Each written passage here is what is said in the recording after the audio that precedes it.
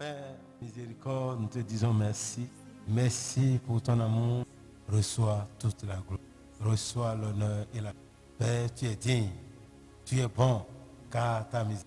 Nous te louons, nous t'exaltons, nous te glorifions. Que ton nom soit et que la gloire soit ta. Père, nous remettons cette séance en tes mains. Ouvre notre esprit, Seigneur, pour comprendre les Écritures. Ouvre notre esprit pour saisir ta révélation.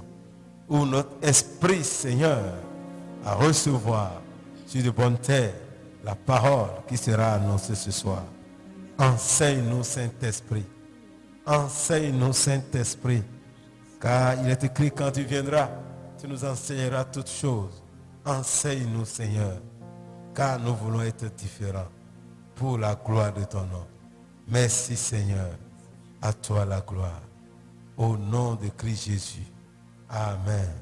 Assieds-toi dans la glorieuse présence de notre Seigneur et Sauveur Jésus.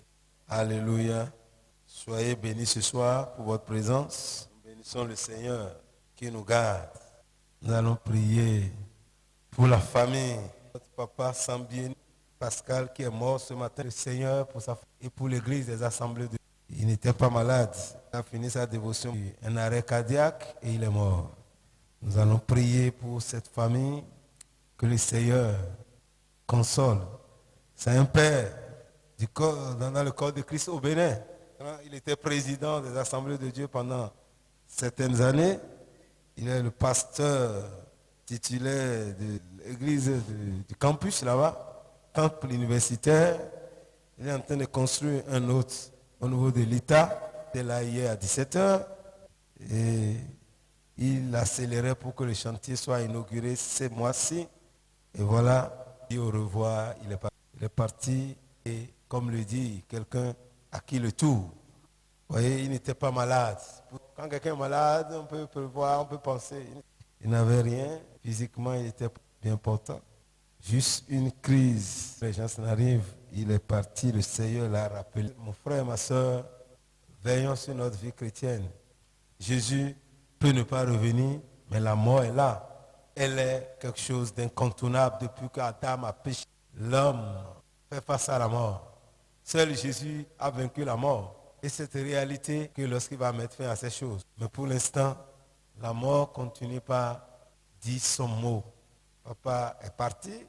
On ne prie pas pour le repos de son âme parce que nous ne sommes pas des gens qui ne croient pas à la parole de Dieu. Nous croyons au repos de ton âme, ça donne âme sur la terre quand tu es vivant. Ce n'est pas quelqu'un qui priera pour ton repos. C'est toi-même qui dois travailler pour ça. En acceptant et en vivant conformément à la parole de Dieu. Nous pouvons vivre comme nous voulons, mais quand tu fermes la bouche, il n'y a plus rien d'autre à ajouter ni à corriger. Nous avons la grâce maintenant de changer et de vivre autrement. Lui, il a servi jusqu'à la mort. Et toi, qu'est-ce que tu feras? C'est pourquoi je demande à l'église de se lever, nous allons prier. Vous voyez, s'il était malade, c'est bon. La famille n'est pas préparée. Ce n'est pas parce que nous sommes chrétiens. La mort ne dit rien. La mort, ça crée du désastre, ça crée du désordre, ça amène des questions sans réponse. La famille n'était pas... Mais on constate que c'est vrai. On aurait pu dire, bon, l'information est fausse, mais l'information est vraie. Donc nous allons prier. Tu vas dire, Seigneur, nous remettons la famille, les enfants, la femme, du pasteur Sambieni en tes mains. Console-les, Seigneur. Console-les ce matin. Console-les et que ta main soit sur ces enfants. Élève la voix et prie le Seigneur. Oh, Shikerebo Sandaya. Père, le Dieu miséricordieux, Père Saint, nous remettons Papa Sambieni en tes mains. Éternel Dieu, sa famille, nous les remettons à toi, Seigneur. Console cette famille. Viens au secours de cette famille. Soutiens sa femme. Soutiens ses enfants. Garde et préserve-les. Que ta main soit sur l'église qu'il vient de laisser. Seigneur, que ta grâce soit sur eux. Donne-leur de tenir bon.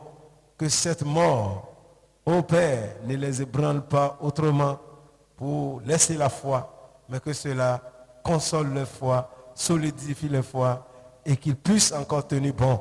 Protège-les, Seigneur, garde-les et que ta main se repose sur la famille. Papa, merci parce que tu es Dieu. Sois avec sa femme, ses enfants. Merci éternel. Reçois toute la gloire. Au nom de Jésus, nous avons prié. Nous allons prier pour l'église des assemblées de Dieu, que le Seigneur les soutienne également, parce que c'est un père de l'église. C'est les grands de l'église qui sont tombés, donc l'église est affectée.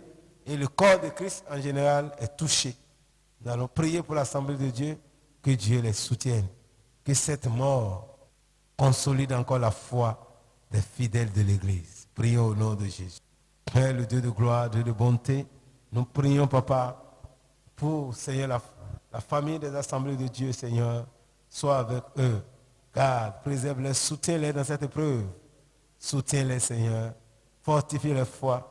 Que cela ne les ébranle pas à haute mesure, mais que cela les amène à s'attacher encore à toi et à faire ta volonté. Papa, merci parce que tu le fais. Amène-les à s'attacher davantage à ton œuvre. Merci, Seigneur, car tu l'as déjà fait. Reçois toute la gloire. Merci, Papa. Au nom de Jésus, nous avons prié. Tu vas prier pour toi, mais tu as dit, Seigneur, donne-moi la grâce de revoir ma vie chrétienne. Donne-moi la grâce de vivre pour toi. Donne-moi la grâce de marcher par la foi. Prie le Seigneur pour toi-même. Prie le Seigneur, dis Seigneur, donne-moi la grâce de tenir jusqu'au bout. Dis Seigneur, donne-moi la grâce. Et dis Seigneur, prends la décision de laisser les vanités de ce monde, les plaisirs de la chair. Oh Dieu, Papa, je viens à toi. Donne-moi la grâce de pouvoir tenir bon jusqu'à la fin. Je reviens totalement à toi. Oui, je laisse tout en tes mains ce soir. Je veux faire ta volonté, Seigneur.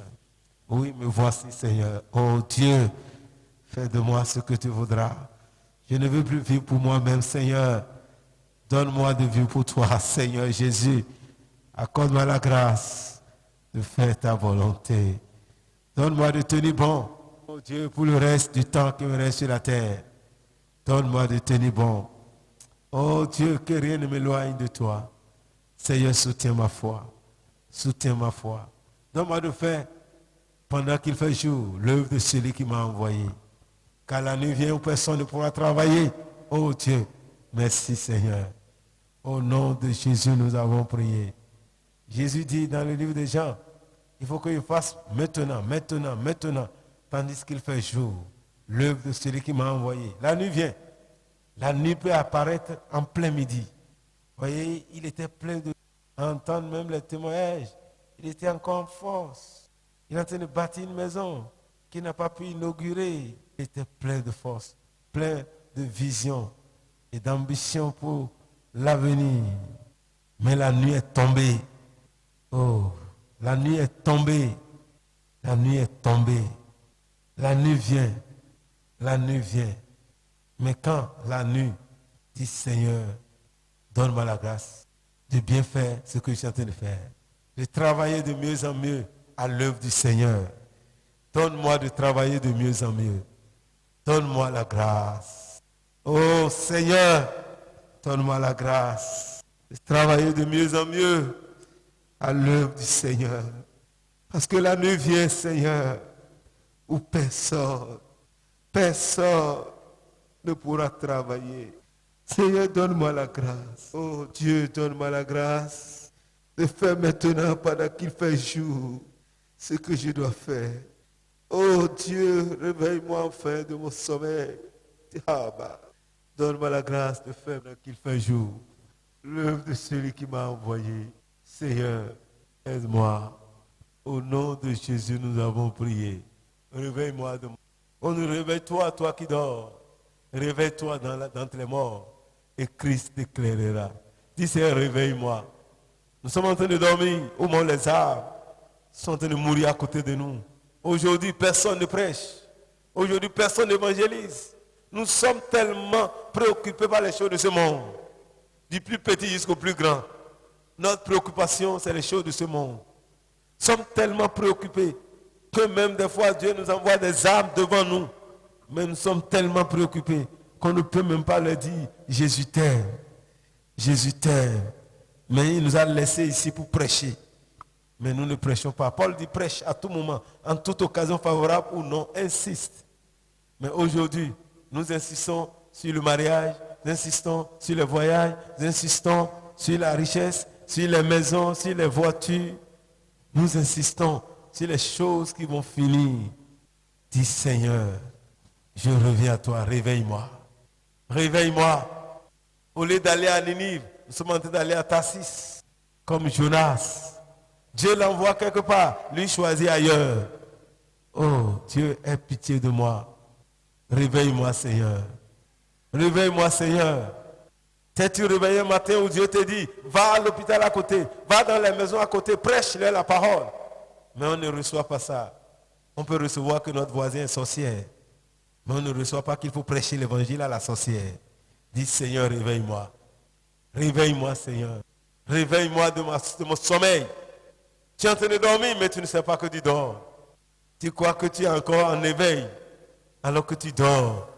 Dis Seigneur, réveille-moi de mon sommeil. Réveille-moi, Seigneur. Réveille-moi de mon sommeil. Réveille-moi d'entre les morts. Christ, éclaire-moi. Éclaire-moi, Seigneur. Réveille-moi, Seigneur. Réveille-moi, Éternel. Réveille-moi, Papa. Réveille-moi. Oh, Jésus, éclaire-moi. Maintenant, Seigneur. Oh, alléluia. Au nom de Jésus, nous avons prié. Dis, Seigneur, donne-moi de gagner avant la fin de l'année une âme de manière authentique pour toi. Que la personne, si chacun pouvait gagner une âme par an et que tu puisses bâtir sa vie, je te dis aujourd'hui, cette salle ne sera pas ainsi. C'est parce que tu viens dans la foi depuis 4 ans, 5 ans. Qui t'y gagné pour le Seigneur? Qui t'y a gagné? Qui t'y fait grandir dans le Seigneur? Personne. Tu es là, bon, peut-être tu prêches à quelqu'un, mais la personne ne reste même pas dans la foi. Parce que tu ne peux même pas le suivre. Nous donnons tous les arguments, mais combien de fois tu as prié sincèrement pour cette personne, pour qu'il demeure dans la foi? Combien de fois tu as investi ton temps, ton argent pour cette personne, pour qu'il soit dans la foi? Combien de fois tu as investi même ta santé pour qu'il tienne bon dans la foi? Dis Seigneur, donne-moi la grâce. Je ne veux pas vivre inutilement pendant les 5 mois qui restent. Je ne veux plus vivre inutilement. Donne-moi de gagner une âme. Donne-moi de gagner quelqu'un de manière authentique pour toi. Seigneur, accorde-moi cette grâce, cette soif en moi. Oh Dieu, sème l'amour des perdus dans mon cœur. Ce soir, donne-moi cette grâce. Mon frère, il y a de la joie au ciel pour une âme qui est sauvée. Si tu veux contribuer à la joie du ciel, le ciel contribuera aussi à ta joie. Dis Seigneur, donne-moi la grâce d'aller, de chercher une âme et de le sauver, de l'amener à toi en cette fin d'année, Seigneur. Je ne veux plus vivre les 5 mois sans que personne ne me suive à l'église. Je veux que quelqu'un puisse au moins me suivre à l'église en cette année, Seigneur. Oh Dieu, je veux que quelqu'un puisse me suivre à l'église. Oh Dieu, merci Seigneur. Reçois la gloire au nom de Jésus. Au nom de Jésus, nous avons prié. Mon frère, si tu veux gagner, si tu veux avoir une âme, n'attends pas dans ta maison. C'est toi d'aller. Jésus a dit allez. Mais nous, nous voulons dire venez. Jésus dit allez. Nous disons aux gens venez. C'est pas ça que Jésus a dit. Allez. Allez. Allez. Mais nous disons aux gens venez. On s'assoit pour qu'ils viennent. Mais il dit allez les chercher. Il faut que tu ailles les chercher. C'est toi qui dois partir. Que le Seigneur nous aide. Que le Seigneur nous aide. Que le Seigneur nous aide. Jésus reviendra bientôt. Assieds-toi. Nous changeons la loi du Seigneur. Lui dit d'aller, mais nous disons non, on n'a plus besoin d'aller aujourd'hui. Nous sommes au 21e siècle. Qu'il vienne. Mais ça n'a pas changé. C'est un impératif. Il dit allez par tout le monde. Prêchez la bonne nouvelle. Dieu veut que tous les peuples de la terre soient sauvés. Toutes les ethnies doivent être sauvées. Toutes les races doivent être sauvées. Toutes les tribus doivent être sauvées. Tous les clans doivent être sauvés. Jésus veut sauver tout le monde. Il faut t'asseoir de ce côté. Il veut sauver tout le monde et sans exception. Sans exception. Et c'est à nous d'aller. S'il t'a sauvé en tant que goût, c'est qu'il veut que les goûts soient sauvés. On dit crois et tu seras sauvé toi et ta famille. S'il t'a sauvé dans ton service, c'est qu'il veut que les gens de ton service soient sauvés. C'est ta famille. La famille, il y a plusieurs types de familles. Nous formons beaucoup de familles. Nous sommes déjà une famille ici. Dans ton service, vous êtes une famille. Si tu es sauvé dans ton service, c'est que tu deviens le prophète de ton service. C'est toi qui dois prophétiser pour eux là-bas, pour qu'ils soient sauvés, pour connaître la pensée du Seigneur. Que le Seigneur nous vienne en aide. Que le Seigneur nous vienne en aide. Mon frère, ma soeur, Jésus a dit d'aller dans la maison du deuil. Car c'est là que nous réfléchissons. C'est la fin de tout homme. Il dit d'aller là-bas. Dans les maisons du deuil, il faut aller là-bas. C'est ce que Jésus a dit. C'est bon d'aller dans la maison du deuil. C'est ce que la Bible nous enseigne. La maison du festin ne nous enseigne rien. Mais la maison du deuil, il faut aller là-bas. Et tu vas réfléchir. Tu vas voir que l'homme n'est rien. Et tu vas savoir que moi-même, je viens là. David dit, je ne vais pas le chemin de toute la terre. C'est tout le monde qui passe par là. Ceux qui auront la grâce de vivre jusqu'à l'avènement de Christ seront transformés, ils ne vont pas connaître la mort. Mais personne ne sait quand est-ce que Jésus reviendra. Il peut revenir ici maintenant, comme il peut revenir après notre mort. Mais il reviendra certainement. Alléluia. Frère, Dieu nous dit que c'est le temps de la différence. Ça veut dire que c'est le temps où nous devons grandir. C'est le temps où nous devons réellement aller vers la croissance spirituelle. Le Saint-Esprit que Dieu nous donne, c'est bon. Les dons de l'Esprit dans notre vie ne fait pas de nous des chrétiens matures forcément. Nous pouvons être remplis du Saint-Esprit et ne pas grandir dans la foi. Parce que ce qui est important, c'est ce qui se passe. Le fruit que nous portons, c'est ça qui est important pour une croissance spirituelle. Un chrétien qui a grandi, c'est un chrétien qui porte le fruit de l'Esprit. C'est un chrétien qui porte le fruit de l'Esprit et qui comprend la signification profonde de son engagement qui est le baptême qu'il a fait. C'est un engagement. Pour un chrétien mûr, il sait ce que c'est. Aujourd'hui, on s'est baptisé, mais on ne sait pas. C'est un rituel seulement. On se baptise dans les églises où on dit, bon, si tu ne vas pas baptiser, tu ne vas pas faire la Sainte Seine. On se baptise parce qu'on veut participer à la table du Seigneur. Mais aussi un chrétien mature, c'est un chrétien qui comprend ce que c'est que la Sainte Seine. Aujourd'hui, si on disait quoi la Sainte Seine, d'une manière profonde, on va parler, mais on ne pourrait pas toucher. Et nous devons comprendre. Lorsque tu as grandi, lorsque tu es en train de grandir en Christ, ces choses doivent être connues de chacun d'entre nous. De chacun d'entre nous. Lorsque nous grandissons, nous allons plus adorer et louer le Seigneur. Un chrétien qui a grandi en Christ, c'est un chrétien qui serait continuellement dans la louange et l'adoration. Aujourd'hui, même les chantres, est-ce qu'ils arrivent même à louer chez eux? Et ce n'est pas que quelqu'un est programmé, mais spontanément, qu'ils sont en train de louer comme David. Cela fait que David chantait. Il était un grand adorateur. Et Dieu dit, le chante agréable. Un chant agréable. Mon frère, ça m'a besoin d'une belle voix pour louer le Seigneur. Les choristes ont besoin d'harmoniser leur voix. Ça, c'est pour que le son soit agréable pour nous. Mais toi, chez toi à la maison, Dieu n'a pas besoin d'un son agréable. C'est-à-dire, non, il a besoin de ta voix qui le loue, qui l'adore en esprit et en vérité. Donc, la croissance spirituelle est importante. Et lorsque tu parviens à cela, tu vas mieux prier. Le chrétien qui grandit spirituellement doit être un chrétien qui doit cultiver la vie du jeûne et de la prière. Spontanément, combien jeûnent volontairement et ce n'est pas qu'ils ont des problèmes. Les gens jeûnent simplement quand ils ont des problèmes. Si les gens n'ont pas de problème, tu vois, ils commencent à grossir. Un chrétien qui prend exagérément de poids est un petit chrétien dangereux. Tu manges 7 jours sur 7, 24 heures sur 20, 31 jours sur 31. Quand l'année comme cette année ajoute 1, tu dis moi-même 1. Parce qu'en février, tu as mangé les 29 jours. Et le 29 février, tu as fait une fête spéciale. Et l'année prochaine, tu dis que tu vas faire anniversaire. Et tu tombes, tu vois que tu vas attendre 4 ans encore pour faire cet anniversaire.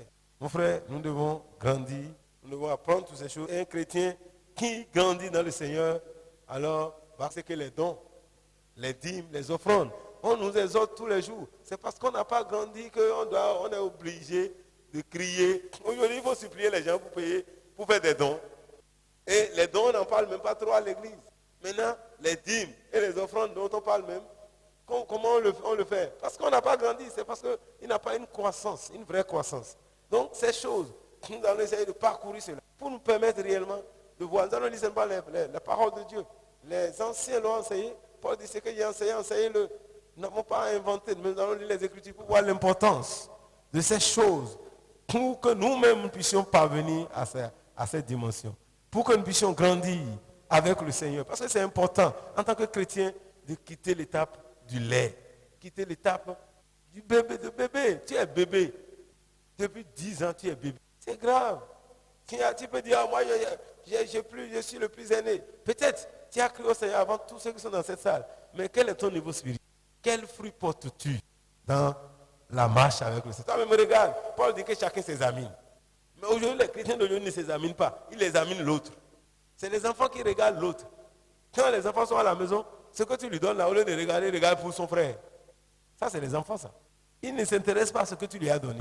C'est ce que tu as donné à l'autre là. Peut-être pour l'autre même, c'est même moins que ce que tu lui as donné. Mais c'est ça qui l'intéresse. Il dit, je veux ça, je veux ça. Et quand on lui donne, qu'il s'en rend compte que c'est encore petit. Et il pleure encore. On dit, c'est quoi? C'est ça que tu veux, nous. Et aujourd'hui, nous sommes comme ça. Au lieu de voir, Paul dit que chacun s'examine et regarde s'il est dans la foi. Nous devons nous examiner. Nous sommes en train de marcher par la foi, de vivre par la foi. Si nous sommes dans la foi, dans les actes que nous posons, alléluia. Et ce qui est important pour nous, lorsque tu es né de nouveau, le sujet le plus important, si tu veux grandir, c'est le mariage et la vie de famille.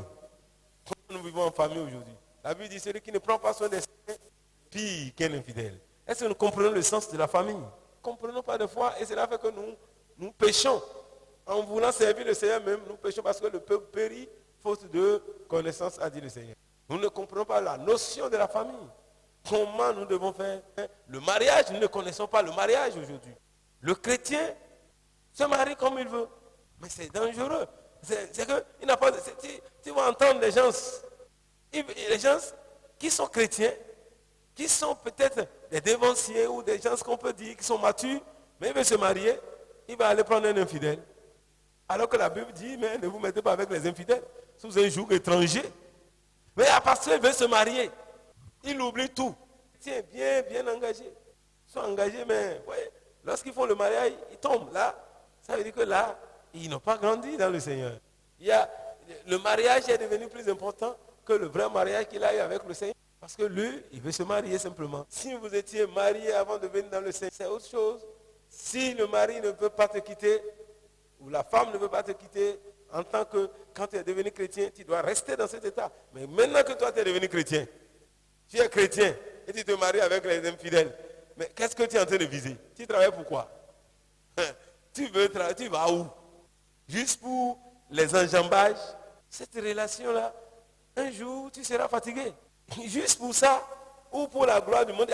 Des fois, on dit à lui, là, il est un grand, il est avocat, il est un inspecteur, il est un grand. Bon, c'est ça qu'on regarde.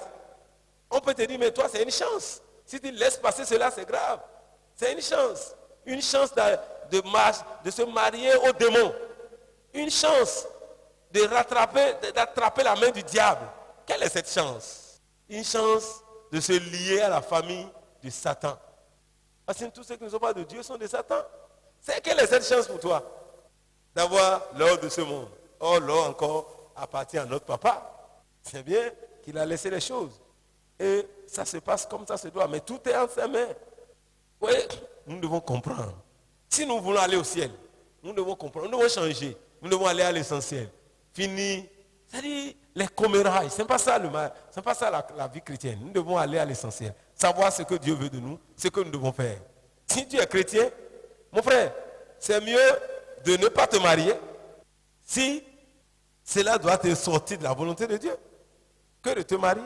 Juste parce que tu vas satisfaire la chair et au dernier jour, on te dira, je ne te connais pas. Tu es né dans l'église et après tu as reçu le Seigneur et tu veux te marier, mais tu vas prendre un païen. Tu vas où avec ça? Tu veux former quoi? On dit la lumière et les ténèbres ne peuvent pas rester ensemble. Ça, c'est simple. Hein? C'est simple. Mais nous voyons les gens qui sont chrétiens, très très engagés. Aujourd'hui, sont des femmes des alphas. C'est terrible. La femme, elle a fait d'enfants à alpha. Ça veut dire quoi?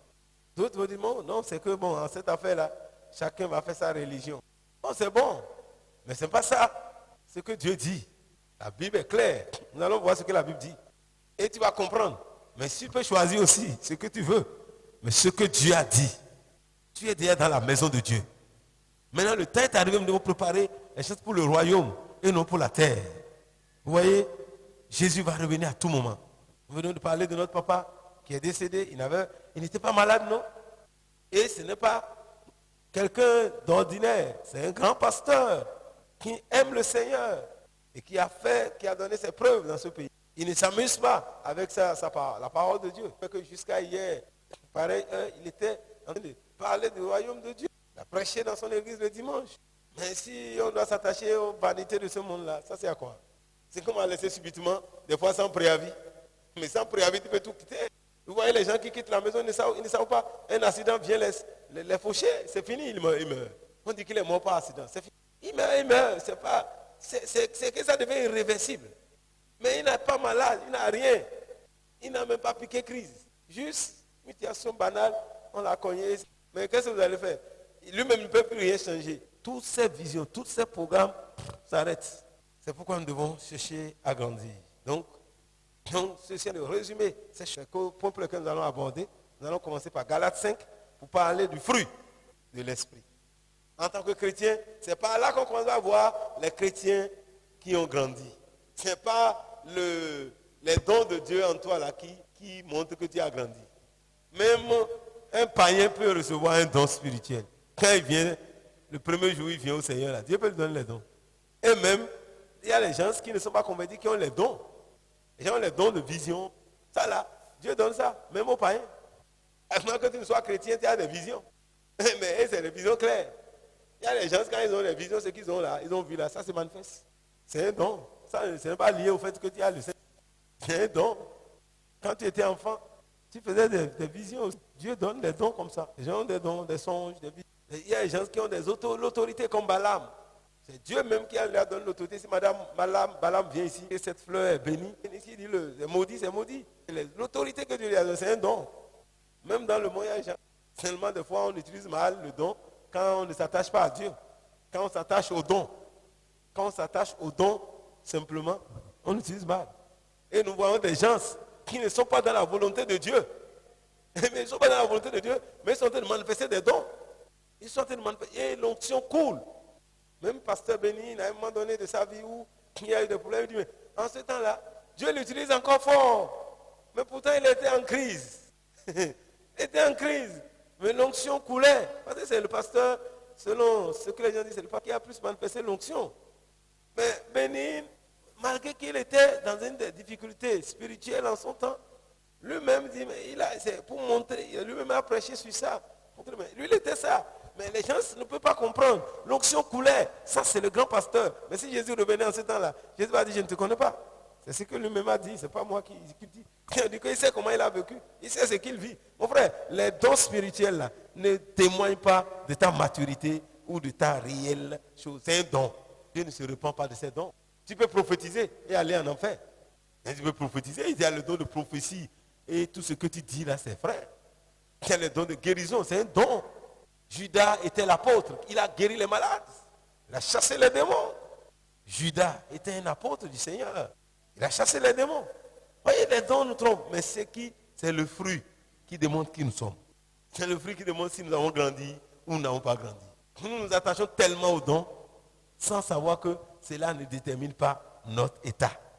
Ça ne dépend pas de toi, ça dépend de Dieu. Si Dieu veut guérir quelqu'un ici, si c'est toi qui l'as trouvé, il peut t'utiliser pour guérir, sans que toi-même tu ne bénéficies pas de ça. Mais l'autre sera guéri.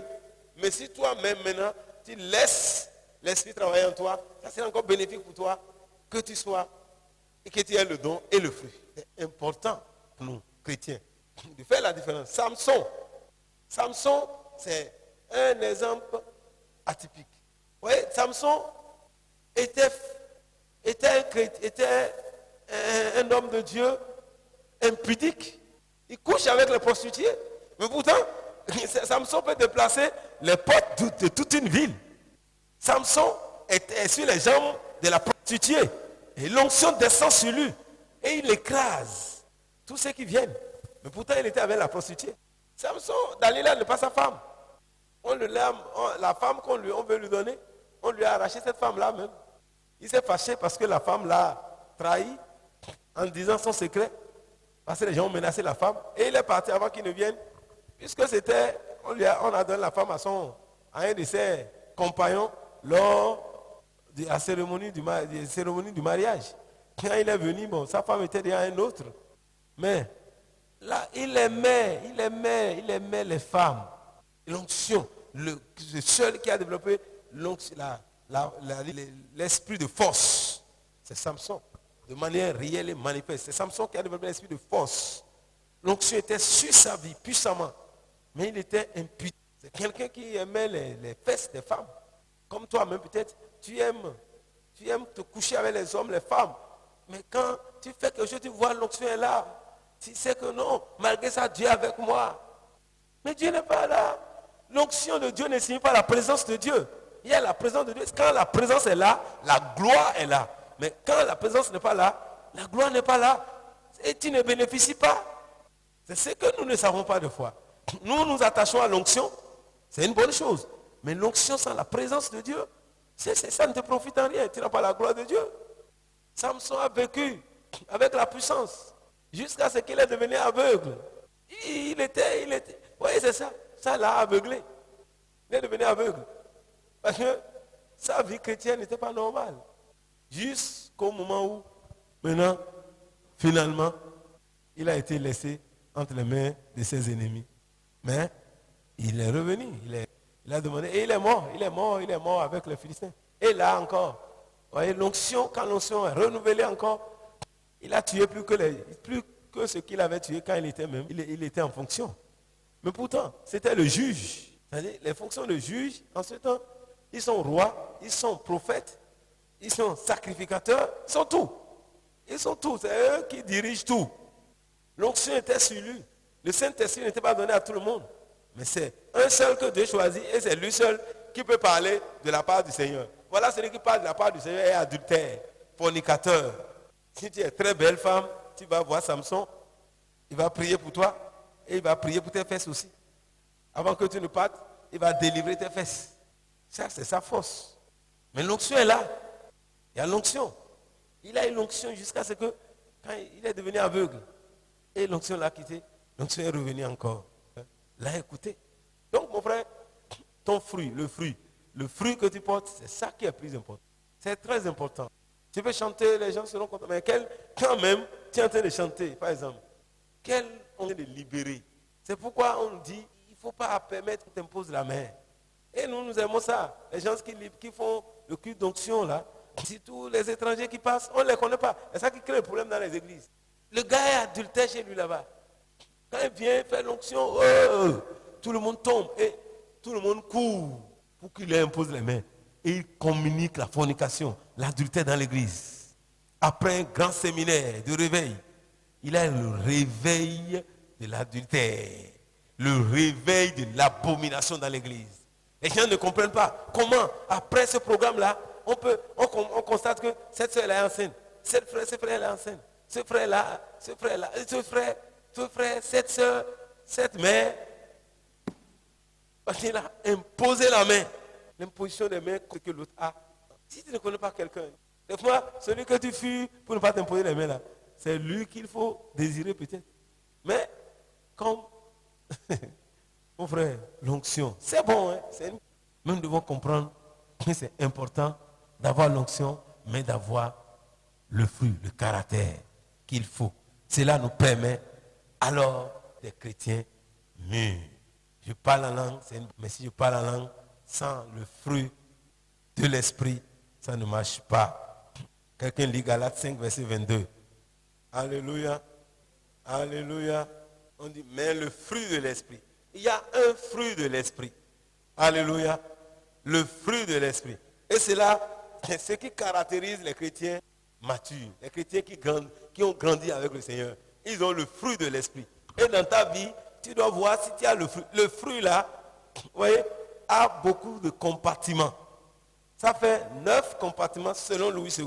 Quand on prend d'autres Bibles, ils ont essayé d'expliquer plus en détail. Mais on retient souvent les 9 compartiments du fruit de l'esprit. Et le premier, c'est, quel est le premier compartiment du fruit de l'esprit? C'est l'amour. Ça veut dire que le fruit de l'esprit, tout le fruit de l'esprit, on peut dire le fruit de l'esprit, c'est l'amour. Vous voyez, quand tu as l'amour là, tout le reste aussi va découler. Le fruit de l'esprit, c'est l'amour. Alléluia. Alléluia. L'amour est tellement important. L'amour est important. Pourquoi? Parce que quoi? 1 Jean 4, verset 8 dit quoi? 1 Jean 4, verset 8 dit. Amen. Vous voyez? La Bible dit quoi? Dieu lui-même est amour. Donc, on dit, nous-mêmes, ça veut dire que quand tu grandis, tu dois devenir quoi? Tonton Monel. Amour. voyez, les gens qu'on appelle amour, mais ils n'ont pas l'amour. Il y a un neveu qu'on appelle amour. Je ne connais pas son caractère, parce qu'il est à Paraco. Mais il s'appelle amour. Ça, c'est formidable. Amour. Ça, c'est bon. C'est ce que nous devons être. Quand on voit tonton Germain, on doit voir l'amour. Dieu est amour. Stéphanie doit être amour. Déborah doit être amour. François doit être amour. Wilfried doit être amour. Parce que Dieu est amour. Vous voyez l'importance de l'amour? Ça commence déjà par Dieu lui-même. Donc Dieu ne nous demande pas quelque chose qui est quelque chose. Le fruit que Dieu attend de nous, c'est l'amour. Alléluia. Alléluia. Et Dieu a montré son amour envers nous. Lis le verset qui suit. 1 Jean 4, 9. L'amour de Dieu a été manifesté. L'amour se manifeste. L'amour se donne. Alléluia. On montre l'amour. On démontre l'amour. Dieu a démontré son amour. Si tu aimes, tu dois démontrer. Et on ne dit pas que j'aime dans la bouche. Non. L'amour se manifeste. Si tu m'aimes, je dois savoir. Si je t'aime, tu dois savoir. Peut-être si tu es aveugle, il y a des gens, bon, ils sont aveugles, quel que soit ce que tu fais, si tu n'es pas encore mort, le jour de sa mort, il va dire, il m'aime trop, parce que tu es mort. Ceux-là, que Dieu les éloigne de ton chemin. Mais l'amour, vous voyez, le monde aujourd'hui n'a pas vu l'amour de Dieu. Dieu a donné. Dieu a manifesté son amour. Qu'est-ce qu'il a fait? Il a donné ce qu'il est cher. Donc, quand on nous dit, le fruit de l'esprit, c'est l'amour, c'est que nous devons commencer par apprendre à donner. Ce qui t'est cher là, tu dois être prêt à donner ça. C'est ça l'amour. L'amour donne. Dieu a montré l'amour. Donc si tu as l'amour, tu dois montrer ça. Par rapport à ce que tu fais. Tes actions doivent démontrer que tu as l'amour. Alléluia. Alléluia. Donc c'est important. Si tu as l'amour, cela doit se faire voir. Lisons Luc 7, verset 42. Luc 7, 42. Amen. Vous voyez? Notre amour dépend de ce que nous avons reçu. Alléluia. Celui à qui on pardonne peu, aime peu. Celui qui a été pardonné aime beaucoup. Vous voyez, si nous reconnaissons, vous voyez, aujourd'hui nous n'aimons pas Dieu, c'est parce que nous n'avons pas reconnu le pardon que Dieu nous a accordé. Jésus est en train de démontrer que ceux qui connaissent le pardon que Dieu leur a accordé, ils vont plus aimer Dieu. Frère, nous devons beaucoup aimer Dieu. Comme on a parlé de la compassion, de la miséricorde. Si nous comprenons la miséricorde de Dieu, l'amour de Dieu pour nous, je vous dis, vous allez l'aimer. Parce qu'il nous a pardonné. Pécheurs que nous étions. Nous étions des pécheurs. Errants. Nous n'avons même pas, nous les païens, nous n'avons même pas le droit de citer. Nous n'avons pas obtenu miséricorde. Mais il nous a fait miséricorde. Il dit parmi les deux là, qui va plus aimer? Celui à qui, parce qu'il a pris les gens qui ont plus de dettes. Deux personnes qui ont des dettes. L'un doit 100 000, l'autre doit 10 milliards.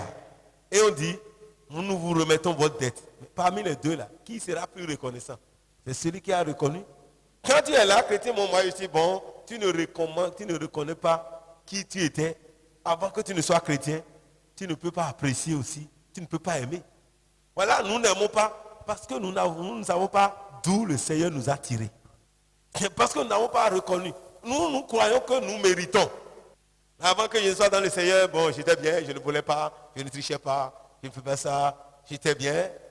Bon, en Christ, bon, c'est bien, mais avant même d'être chrétien, j'étais comme ça. Mais celui-là ne peut pas aimer.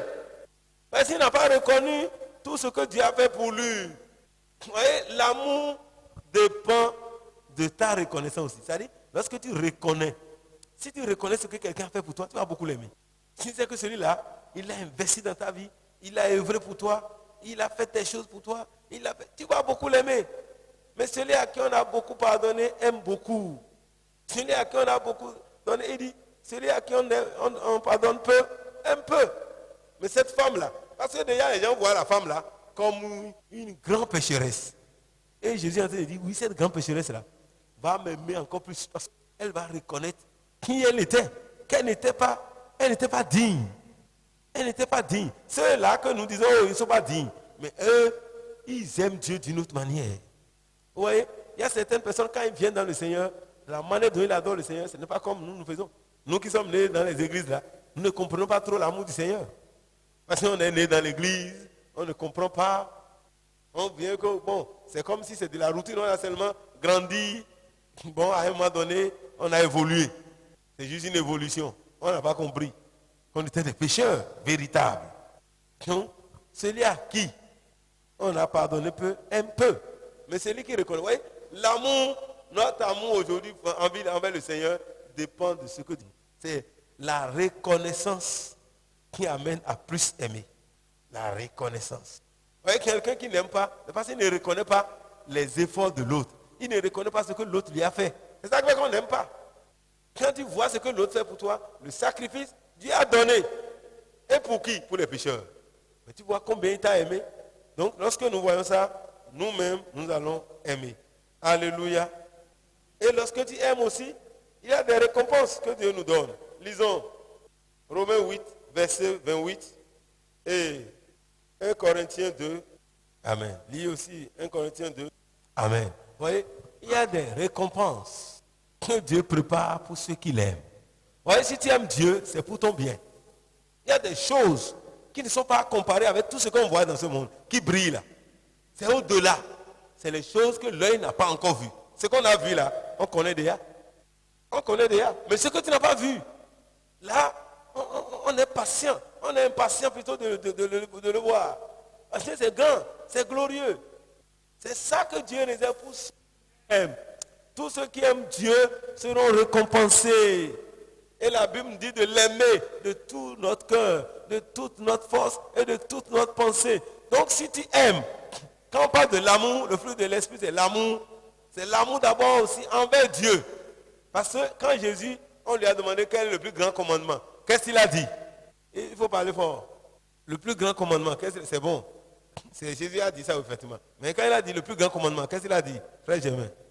Très bien, il a dit ça aussi. Frère Monel.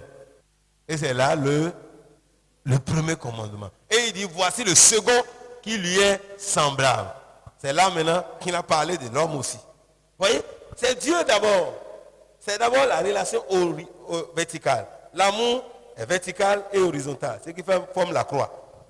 Vertical vers Dieu, l'horizontal vers l'homme qui est au même niveau que nous. Donc, c'est le niveau-là. Le premier niveau, c'est vertical. C'est Dieu. Si tu n'aimes pas Dieu, tu ne peux pas aimer les hommes. Mais lorsque tu aimes Dieu, tu dois aimer les hommes. Si tu aimes les hommes, c'est que tu aimes déjà Dieu. Vous voyez?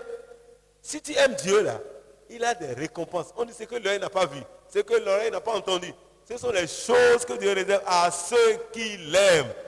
Et la Bible dit, toutes choses concourent. Quelqu'un qui aime Dieu ne se plaint plus.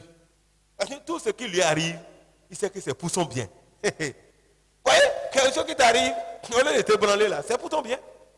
Parce que Dieu a une grande récompense pour toi qui l'aimes.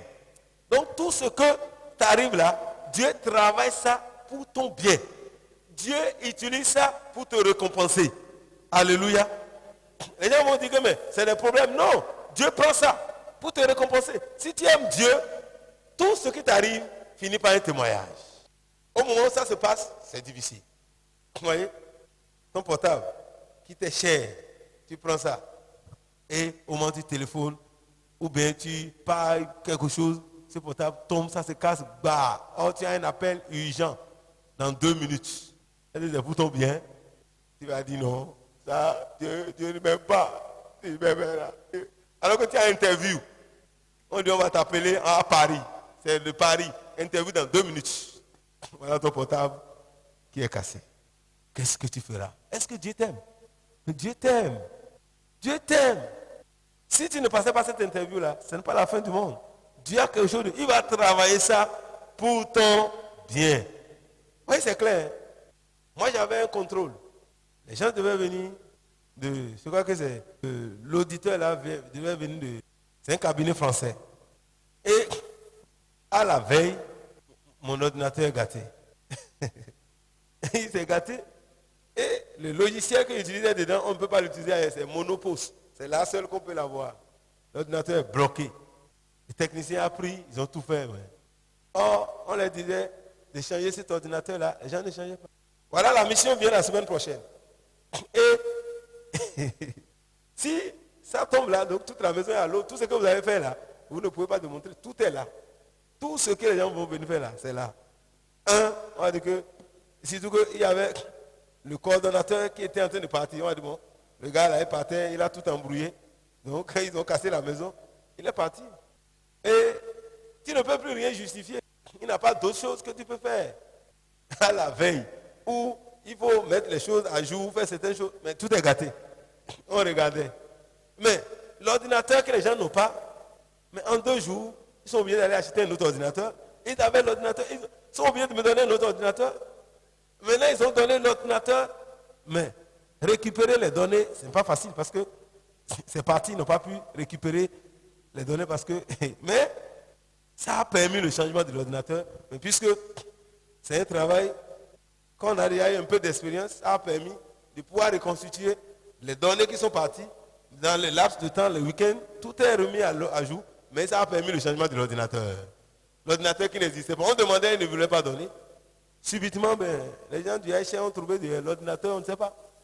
Alors que l'ordinateur était là, mais ils ne veulent pas donner avant. Vous voyez, cela m'a permis de changer l'ordinateur sans crier, sans faire de demande. Toutes choses concourent. Parce que l'essentiel est que la mission ait eu lieu, tout s'est bien passé. Mais à la fin, moi j'ai un nouveau ordinateur. Mais c'est Dieu qui permet ces choses-là.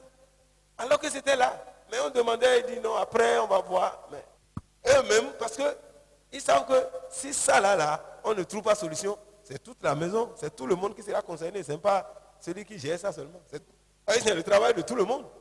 C'est là qu'on va voir si vous faites bien ou pas. Donc, ceux qui supervisent aussi doivent voir, on va dire qu'eux-mêmes n'ont pas bien fait. Donc, c'est un travail, c'est collégial.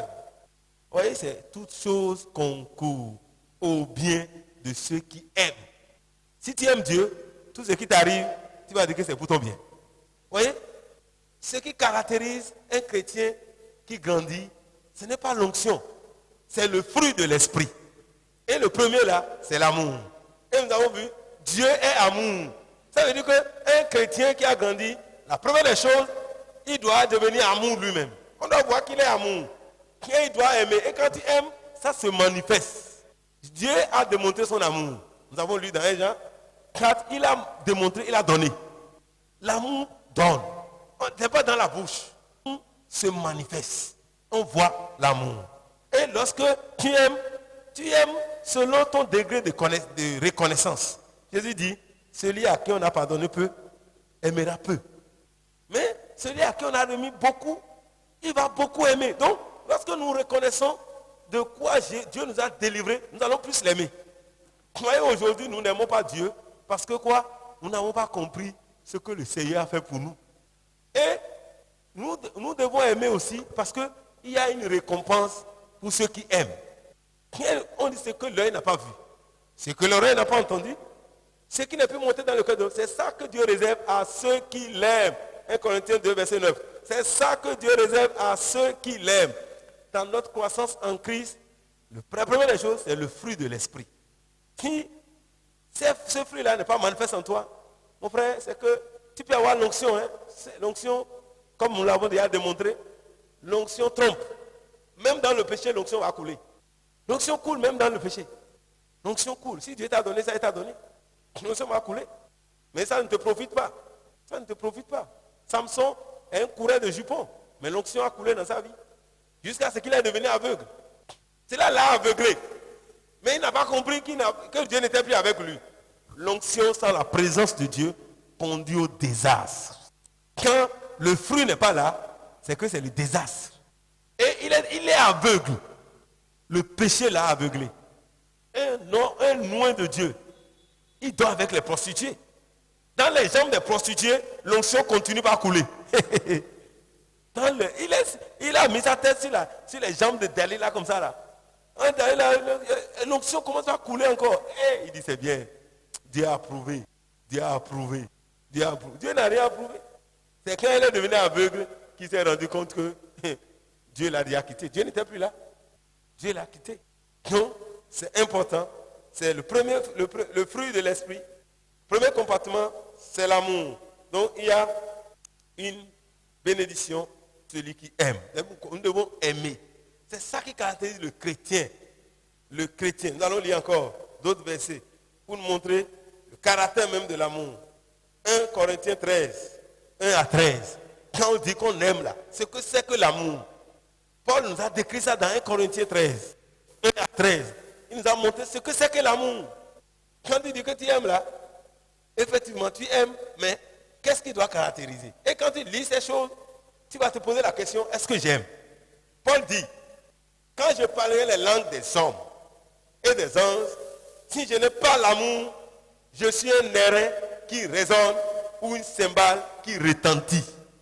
Quand tu parles en langue, tu as 10 dons, tu parles 10 langues. Et peut-être comme certains dignitaires qui parlent plus de 100 langues. Ils ont 100 langues. C'est quand tu parles plus de langues que tu deviens le chef. Ils parlent plus de 100 langues. Et ils parlent les langues des anges aussi. La Bible dit, si tu fais tout ça là, et que tu n'as pas l'amour, c'est zéro.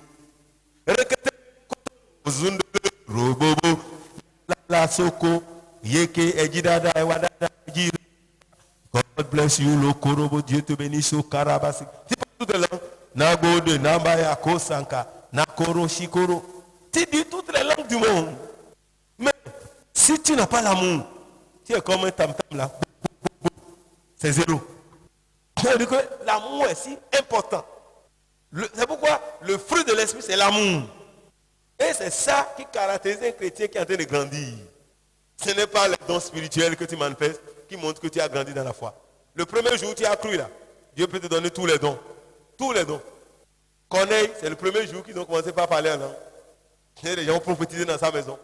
Pourtant, ils ne connaissaient pas le Seigneur.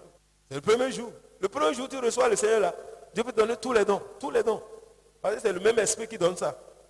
Maintenant ici, Paul dit, et quand j'aurai le don de prophétie, la science de tous les mystères, et toute la connaissance, et quand j'aurai même toute la foi, jusqu'à transporter des montagnes, si je n'ai pas l'amour, je ne suis rien. Tu peux prophétiser. Ce que tu dis là, s'accomplit. Vous voyez, aujourd'hui que Corona est arrivé, j'ai vu qu'il y a une lutte dans le corps de Christ. Chacun veut dire que lui, il avait déjà prophétisé ça. Oui, j'ai vu beaucoup de grands hommes de Dieu. Les gens veulent dire, mais quand je parlais comme ça là, c'est de ça que je parlais. Et ouais, les gens veulent dire que ça là, c'est rien. Tu peux même prophétiser. Balaam prophétisait. Il n'était pas de Dieu. Les gens veulent dire que c'est eux, ils ont prophétisé. Et aujourd'hui, les gens continuent maintenant à donner des prophéties aussi. Concernant Corona, ils veulent expliquer Corona. Et chacun essaie de démontrer que lui connaît. Les gens ont la théologie de Corona aujourd'hui. Et ils enseignent ça. Et ils voient la Bible, ils donnent ce qui va suivre. Mais après Corona, les gens ont déjà arrêté même les dates où Corona devait prendre fin. Mais c'est maintenant que Corona commence la deuxième phase. On a déjà prophétisé tout ça. Et on justifie ça. Mais Dieu dit, même si tu dis que ça arrive, si tu n'as pas l'amour, c'est zéro. Tu peux prophétiser. Et la chose va s'accomplir. C'est bon. Mais cela n'a pas de valeur si tu n'as pas l'amour. Alors c'est quoi l'amour?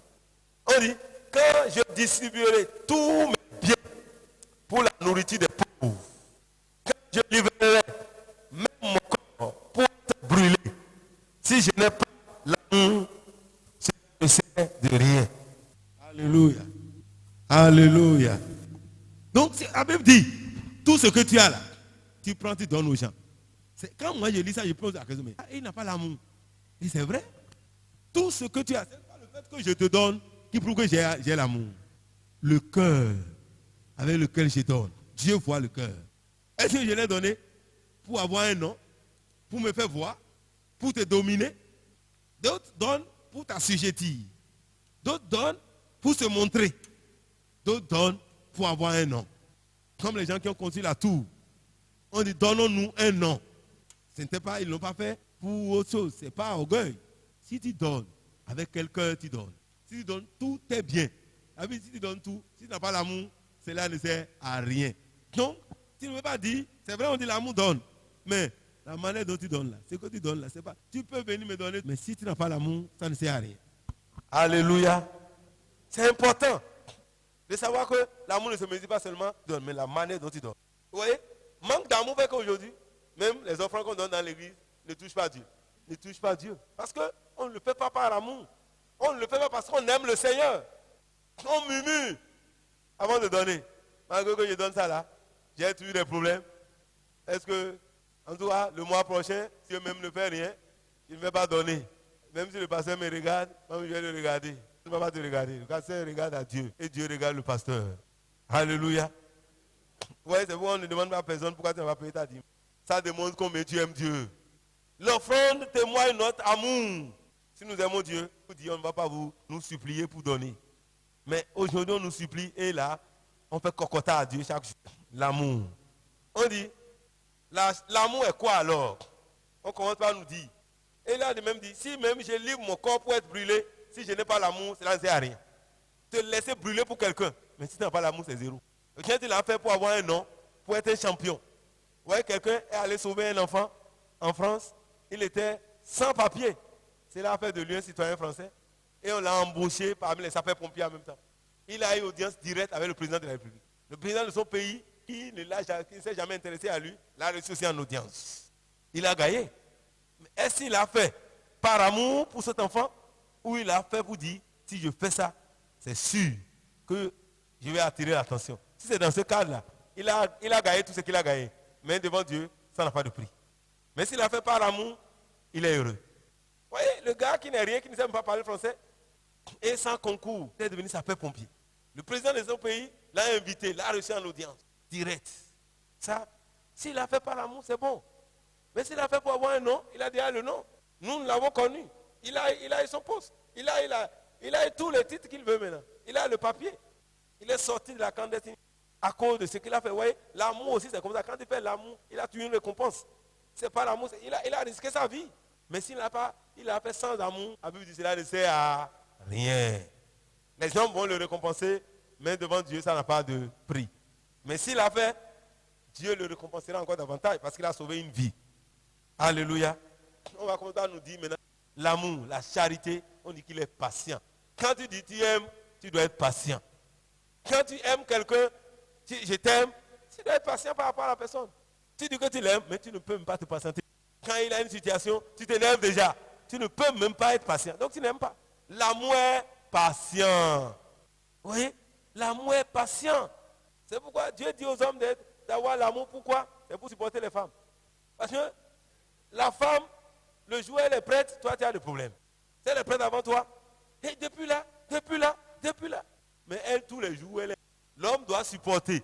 Si l'homme n'aime pas, il va chasser sa femme. C'est pourquoi Dieu dit qu'il faut l'aimer pour pouvoir être patient. Il faut être patient. Et à cause de la patience, l'amour est patient. Donc, si tu aimes là, tu dois être patient. L'amour est plein de bonté. L'amour ne fait pas du mal. Quand tu aimes quelqu'un, tu ne peux pas avoir même une pensée mauvaise vis-à-vis de la personne. L'amour est plein. La charité est pleine de bonté. Quand tu aimes quelqu'un, là, tout ce que tu envisages pour la personne, c'est ce qui est bon. Tu n'auras pas un temps même pour mal penser par rapport à la personne. Même s'il est en train de poser un acte, tu ne vas jamais mal interpréter son acte. C'est l'amour, ça. Parce que tu vas voir la suite. L'amour fait du bien. L'amour fait du bien. Rien que le bien. Quel que soit ce qui arrive, c'est le bien. Ça, c'est l'amour. C'est ce qui doit caractériser le chrétien qui grandit, ça. Le chrétien mature n'a pas de mauvaise pensée. Il ne pense pas à lui faire du mal. Il cherche à lui faire du bien. Comme Dieu même nous fait du bien. Il est bon. Tout simplement comme son Père. Il est bon comme son Père. Il accorde la faveur aux autres. Et de tout son cœur. On dit, la charité n'est point envieuse. Donc l'amour n'envie personne. Vous voyez, il y a des gens qui ne peuvent pas vivre. Parce que tu es là, tu vois celui-ci est ici, celui-ci est là. Tu commences à les envier. Et tu vas commencer à t'énerver. Tu vas commencer à les critiquer. Tu vas dire, il est orgueilleux. Voilà, c'est toi qui es en train de détruire les gens. Parce que c'est l'envie. Qui envie? L'amour n'envie pas. C'est qu'il a, il bénit le Seigneur. Si Dieu élève ton frère, tu seras dans la joie. Tu ne vas pas envier ce qu'il a. Tu ne vas pas envier sa position. Tu ne vas pas envier, tu ne vas pas être troublé à cause de ce qui lui est arrivé. Il y a des gens, quand quelqu'un est élevé à côté d'eux, il arrive, l'amour, ce que Dieu lui donne. Tu peux demander à Dieu de changer. En fait, si tu n'as pas l'amour, un jour, tu vas te retrouver par exemple au milieu. Moi j'ai une voiture là, je démarre ça une fois par an. Non, moi, ce qu'il a, c'est chaque 6 mois. Et ils sont en train de dire, chacun dit pour l'autre, je conduis ça une fois par an. Toi, tu n'as même pas. C'est quand. Et tu es au milieu d'eux. Si Dieu t'amène là, il faut les aimer plutôt que de les envier. Il ne faut pas envier. Si tu envies trop les gens, tu vas voir. Et tu vas devenir méchant. Pas envier. L'amour n'envie personne. Quand quelqu'un a quelque chose, non, ça ne te trouve pas la tête. Ça, c'est ça, va être un vrai chrétien. Le contentement, ça, c'est l'amour. C'est ce qu'on a l'amour qu'on peut se contenter. Et c'est ça, c'est le caractère d'un chrétien qui grandit. Quand tu dis je suis un chrétien, je suis mieux, on doit voir si tu as l'amour. Est-ce que tu n'envies pas la voiture de ton frère? Tu vois les gens, quand tu achètes, lui, il y a quelqu'un qui dit, moi je n'aime pas les grosses motos par exemple. Le jour où toi tu achètes une grosse moto, 3 jours plus tard, lui-même va aller acheter une grosse moto. Mais il avait déjà dit, c'est quelqu'un qui a l'envie, n'a pas l'amour. Moi j'ai vu quelqu'un, il allait même voir la femme du frère, il dit, quand le frère a acheté une grosse moto, non, moi je n'aime pas tout, il a acheté conduit. Il est allé trouver le cœur de la femme. Quelques jours plus tard, lui-même va acheter une grosse moto. Vous faites de la concurrence parce que quelqu'un les connaît. Quelqu'un lui a posé la question. Il dit c'est la concurrence que vous faites. Alors, sans savoir que lui-même avait déjà dit que lui n'aime pas les grosses motos. Vous voyez, c'est l'envie ça. C'est l'envie. Ça t'amène à faire ce que tu peux avoir l'argent. Tu veux le faire. Tu peux faire sans envie. Parce que toi, tu ne sais même pas ce que tu dois acheter, par exemple. Une marque de voiture, tu ne sais pas. C'est l'envie. L'envie peut te pousser à faire ce que nous ne devons pas envier. Et si tu aimes, tu n'envies pas. L'amour ne se vante point et ne s'enfle point d'orgueil. Tu n'as pas à te vanter de quoi que ce soit. Quel que soit ce que Dieu te donne, quel que soit ce que Dieu fait par toi, tu n'as pas à te vanter. Tout est grâce, pas la gloire. Il donne la gloire à Dieu. Celui qui aime ne va pas s'accaparer de la gloire de Dieu. Vous dites non, c'est parce que moi je prie, hein? C'est parce que moi je fais ceci, je paye ma dîme. Si on nous pose la question, qui paye réellement sa dîme? Des fois, si tu es fonctionnaire, tu payes la dîme peut-être de ton salaire. Et tous les autres choses que tu reçois. Tu ne sais pas que tu dois payer la dîme de tout. Les enfants d'Israël payaient la dîme de tout. Mais aujourd'hui, les chrétiens ne payent même pas la dîme. Ils payent quelque chose. Or, les premiers chrétiens donnaient tout à Dieu. Tout ce qu'ils ont à Dieu. Mais nous, les chrétiens du 21e siècle, où la connaissance doit augmenter, nous avons le manque de la connaissance par rapport aux premiers. Or, c'est aujourd'hui. Parce que la seule chose, si je suis commerçant, je vends le pain, c'est par rapport au pain peut-être que je vais la dîme. Quand Dieu va commencer à m'emmener à vendre de l'huile, pour l'huile là, ce n'est pas, c'est secondaire. On ne paye pas ta dîme. Ça c'est dangereux. C'est tout, tu prends ton revenu là, c'est ça que tu dois payer la dîme. Si tu aimes Dieu, et tu ne dois pas te vanter parce que tu as commencé par ci, et après ceci, tu dis, bon, celui-là, il est ceci. Non, c'est une grâce que tu as obtenue de la part du Seigneur. Tu ne dois pas être orgueilleux. L'amour n'est pas orgueilleux. Parce qu'il reconnaît Dieu. Ça, c'est ça que les chrétiens qui ont grandi. Si tu as grandi, hein, si tu n'as pas grandi, ça, c'est autre chose. Mais si tu as grandi, tu vois ça. L'amour ne fait rien de malhonnête. Elle ne cherche point son intérêt. Irrite point. Et ça, c'est le caractère de l'amour, ça. Tu es en train de nous montrer ce que c'est que l'amour. Il ne fait rien de mal, il ne soupçonne pas le mal. Toi, tu soupçonnes le mal partout. Et tu dis que tu aimes. Quand je lève le bras comme ça, tu sais ce que ça veut dire. Mais ça, tu n'interprètes pas ça positivement, hein. Tu interprètes ça négativement. Si tu dis que tu aimes, tu es un menteur. L'amour ne soupçonne point le mal. Tu peux accuser les gens, même faussement. Ça, ce n'est pas l'amour. L'amour ne fait pas ça. Mais des fois, c'est parce qu'on ne comprend pas ce que c'est que l'amour, que nous croyons que bon, ce que je dis là, c'est vrai. Non. Quand quelqu'un pose un acte, tant que Dieu ne t'a pas dit, c'est ceci, c'est cela, tu ne vas pas soupçonner le mal. Même si tu ne comprends pas, tu te tais. Jusqu'à ce que Dieu te dit non, ce qu'il fait là, c'est ceci. Mais nous, aujourd'hui, quand quelqu'un pose un acte, même c'est un acte d'amour, on voit le mal partout. Quelqu'un peut être dans la joie. Avec joie, il vient vers toi. Comme il vient là, c'est pour m'espionner. Comme il vient là, c'est pour me faire du mal. Je le comprends, je connais. Je sais. Hier, il m'a fait ça.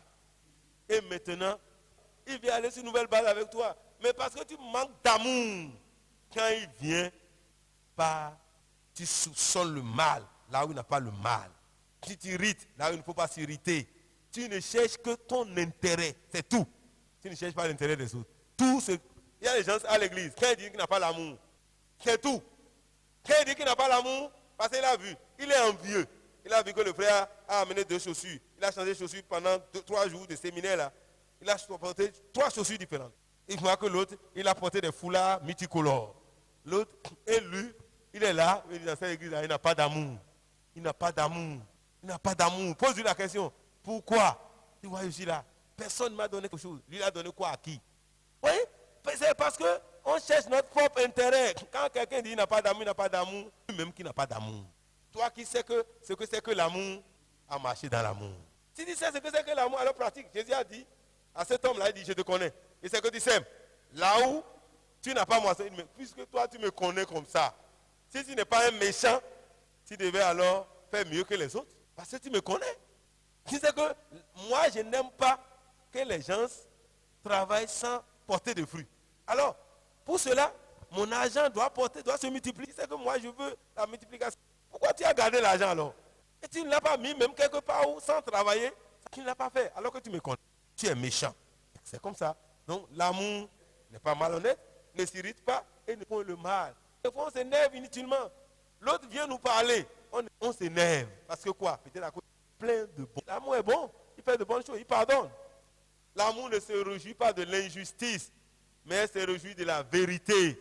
Quand tu aimes, si je t'aime, vous voyez, aujourd'hui, on ne s'aime pas. On n'aime pas nos prochains. Le frère est déjà fatigué. Il travaille toute la journée. Je veux venir vous voir. Il ne t'a pas invité. Et il dit d'accord. Ok. Et tu vas le voir. Au lieu de lui dire toute la vérité. Et tu l'amènes. Des fois même, les gens jeûnent sur le. C'est quand on dit pitié du pasteur, il dit pasteur, il faut t'arrêter. Cette fille-là. Et Dieu te montre la photo. Tu regardes. C'est elle, c'est elle. Elle vient à l'église là. Elle a le masque. Le masque. Vous voyez le masque, on ne croit pas. Beaucoup portaient le masque avant Corona. Le masque. Tu les vois, c'est les anges. Mais en réalité, il est pire que Satan. Il est pire que Satan. Le mensonge. Satan est un menteur, père du mensonge. Donc celui qui aime doit haïr le mensonge. Quel que soit le prix. Les gens mentent, même à leur géniteur. Celui qui est ton bienfaiteur, tu vas lui mentir.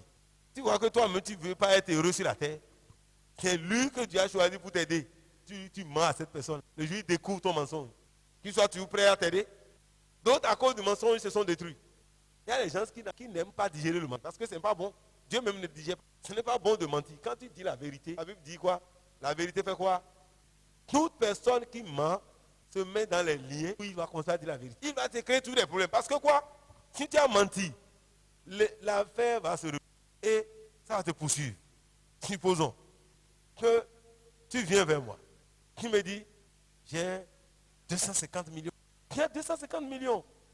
Et 3 jours plus tard, tu dis que tu as une affaire de 500 000. Si tu viens me voir, quand tu me parles comme ça, là, est-ce que moi, je peux penser? Tu as 250 millions dans ton compte. Moi, je n'ai pas 250 millions. Peut-être c'est les 500 000 là que moi j'ai dans mon compte. Je vais te donner ça. Moi, je ne vais même pas penser à toi. Alors qu'en réalité, dans ton compte, tu as 500 francs. Mais tu as menti. Voilà que tu veux 500 000. Tu dis, ah, c'est bien, c'est une bonne chose. Je serai content. C'est que toi, tu n'as pas de problème. Tu tournes en rond. Si c'est en train de tourner, pour voir que si quel chèque va signer? Le gars n'a que 500 000. Toi, tu as 250 millions. C'est ça. Le mensonge va te rattraper. Tu vas tourner en rond et subitement, tu vas aller chez maman François parce que tu ne lui as pas encore dit. Et si l'autre pas me regarde, il dit, c'est là les problèmes commencent. C'est non, est-ce que tu as payé le pasteur pour ça là? C'est entre nous. C'est entre nous. Il dit, ok, je viens. Lui va dans la chambre. La sœur Yemi vient d'arriver. Elle a un projet, 500 000. Mais maintenant, la sœur Yemi, non, elle a de l'argent. Elle m'a dit, elle a 250 millions. Elle s'est dit, yeah, 250 millions. Ok, elle va revenir. Sœur Yemi, vraiment, va et reviens demain. Vous voyez? Parce que tu as menti. Tu vas tourner. Et si les gens vivent dans la normalité, si un frère de l'église, vous devez dire, pour que les gens sachent. Parce qu'il ne faut pas faire les choses, surtout c'est les choses d'engagement. Parce que si vous le faites, si c'est après que vous avez fait du désordre, que vous avez appelé le pasteur, c'est déjà trop tard. Donc nous devons vivre dans la vérité. Celui qui aime, marche dans la vérité. L'amour ne périt jamais. Mon frère, si tu aimes, aime pour toujours. Alléluia. Alléluia. Alléluia. Mon frère, ma soeur, c'est important. C'est important. L'importance. Amen. Vous voyez? Dieu nous montre que l'amour, c'est envers Dieu, c'est vertical et aussi horizontal. Si je dis que j'aime Dieu, c'est que je dois aimer le frère que je vois, mon vis-à-vis. Si j'aime mon vis-à-vis, c'est que je dois aimer Dieu. Ça, c'est important. C'est ça l'amour. Ne dis pas j'aime Dieu et tu haïs, tu hais ton prochain, tu n'aimes pas. Pour mesurer que tu aimes Dieu, c'est à travers la vie de celui qui est à côté de toi. Et ton prochain n'est pas celui que tu connais. C'est celui qui est à côté de toi au moment où tu parles. C'est lui ton prochain. Et ton prochain peut être même ton ennemi. C'est pourquoi l'amour, quand Dieu nous parle de l'amour, il dit d'aimer nos ennemis. Celui qui aime là, ton prochain peut... Celui qui a besoin de toi à l'instant T, c'est lui ton prochain. Tu aimes Dieu. Quand on dit ton prochain, tu peux dire, bon, mon prochain, c'est ma maman, c'est mon père, c'est mon frère, ou bien ceux qui m'aiment. Non. Celui qui a besoin de toi à l'instant où nous parlons, c'est lui ton prochain. Lisez le verset qui suit. Si tu aimes là, voyez aujourd'hui, les jeunes sont là, ils ne peuvent même pas travailler pour le Seigneur. Balayer l'église là, c'est les vieux qui viennent, alors que vous avez la force. Qu'est-ce que vous faites avec votre force? Tu n'as pas d'argent, mais tu as la force. Aime Dieu avec ta force. Prends ta force aujourd'hui là. Il y a des choses que tu peux faire aujourd'hui. Hein. Si tu ne le fais pas, demain tu ne pourras pas le faire. Et là, tu aurais raté de manifester à Dieu ton amour. Parce qu'il t'a donné la force pour le servir. Aujourd'hui, pour balayer l'église, combien de personnes viennent? Combien de jeunes viennent? Quand vous venez tous, ça encourage les autres. Si tous ceux qui sont ici là, on vient vous balayer, combien de temps on va faire? Quelques minutes, on va finir et la maison sera propre. Mais des fois, on laisse une personne. Si une personne va balayer, ça devient grand. La maison va devenir grande, malgré que c'est une petite maison. Mais si tous nous sommes là, c'est facile. C'est l'amour. L'amour nous amène à utiliser notre force pour le Seigneur. Mais nous utilisons notre force pour les choses de ce monde. Mais quand il s'agit de Dieu, on est fatigué. Seigneur, je suis fatigué. J'ai travaillé toute la semaine. Dieu même a dit travailler toute la semaine. C'est Dieu même qui a dit ça. C'est Dieu même qui a créé ça. De travailler toute la semaine. Mais quand il a besoin de nous là, nous devons être prêts. C'est lui qui renouvelle notre force. Mais nous, on n'est pas prêts. On peut programmer quelque chose, dire que vraiment, vous savez, je voulais venir, hein, vous m'excusez, je ne peux pas venir. Juste parce qu'il est fatigué. Mais au même moment là, on l'appelle au service pour dire qu'il a un travail. Il va partir. Et s'il aime Dieu, sa force, donc c'est important. Lisons, on ne devait rien à personne, ce n'est que l'amour. Ça veut dire que je te dois l'amour. Tu as une dette, c'est la dette autorisée que tout le monde doit savoir. J'ai une dette vis-à-vis d'elle. Et cette dette-là, c'est l'amour. Ça veut dire que je dois aimer celui qui est à côté de moi. Je dois l'aimer. Sinon, si tu n'aimes pas, tu vas devenir sorcier. Tu vas devenir un meurtrier, tu vas le tuer. Parce que celui qui n'aime pas, là, il va tuer son frère. Si tu hais ton frère, tu vas le tuer. Donc, ne devez rien. Et ce n'est que de vous aimer les uns les autres. Et l'amour est l'accomplissement de la loi. C'est pourquoi quand tu aimes, aucune loi ne peut tenir devant toi. Parce que la loi te dit, tu ne me voleras point, tu ne tueras point, tu ne fais pas ci. C'est à cause de ton prochain que Dieu a dit ça. Mais si je t'aime, je ne te ferai pas du mal. C'est pourquoi celui qui aime n'a pas besoin de savoir, si je t'aime, je ne vais pas te voler. Si je t'aime, je ne vais pas te convoiter. Si je t'aime, je ne vais pas t'envier. Si je t'aime, je ne vais pas prendre ta femme. Si je t'aime, je ne vais pas chercher ton mal. Donc c'est important l'amour. C'est le premier. Et c'est ça que nous sommes en train de grandir. Ne mesure pas. Non.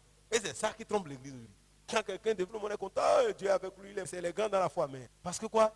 Il n'a pas le caractère. C'est le caractère qui montre si tu as grandi ou pas. C'est ton caractère.